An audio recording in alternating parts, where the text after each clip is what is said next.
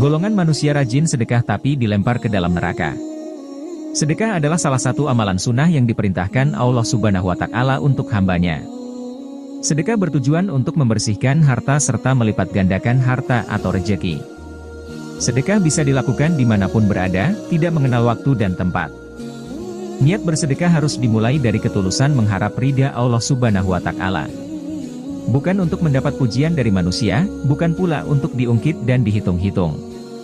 Namun, ada beberapa golongan ahli sedekah yang masuk neraka. Tentunya, ada beberapa penyebab golongan ini dilempar malaikat ke neraka meskipun amalan sedekahnya berlimpah. Berikut ini penyebab golongan ahli sedekah yang masuk neraka. 1. Orang yang gemar sedekah tetapi untuk mencari pujian orang lain. Rasulullah telah bersabda bahwa setiap amalan tergantung dari niatnya. Orang-orang yang ahli sedekah tetapi tujuannya untuk mencari pujian orang lain, tidak akan mendapatkan pahala dari sedekah yang telah dilakukan. Bukannya pahala dari Allah Subhanahu wa Ta'ala yang didapat, melainkan golongan ini dilempar ke neraka. Rasulullah pernah bersabda, berikutnya, yang diadili, adalah orang yang diberi kelapangan rezeki dan berbagai macam harta benda. Diperlihatkan kepadanya kenikmatan-kenikmatan yang telah diterimanya, ia pun mengakuinya. Allah bertanya, apa yang telah engkau lakukan dengan nikmat-nikmat itu? Dia menjawab, aku tidak pernah meninggalkan sedekah dan infak pada jalan yang engkau cintai, aku melakukannya semata-mata karena engkau. Allah berkata, engkau dusta, engkau berbuat yang demikian itu supaya dikatakan seorang dermawan, murah hati, dan memang yang begitulah yang dikatakan tentang dirimu. Kemudian diperintahkan, malaikat, agar menyeretnya dan melemparkannya ke dalam neraka. Hadis riwayat Muslim. 2. Orang-orang yang menunda sedekah. Diriwayatkan dari Abu Hurairah, ia berkata, seseorang bertanya kepada Rasulullah, wahai Rasulullah, sedekah apakah yang paling afdal?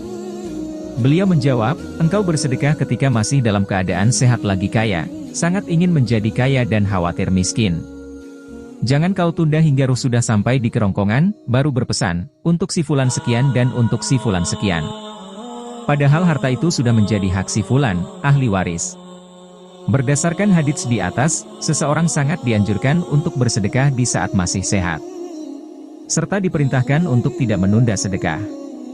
3. Tidak sedekah kepada orang terdekat terlebih dahulu.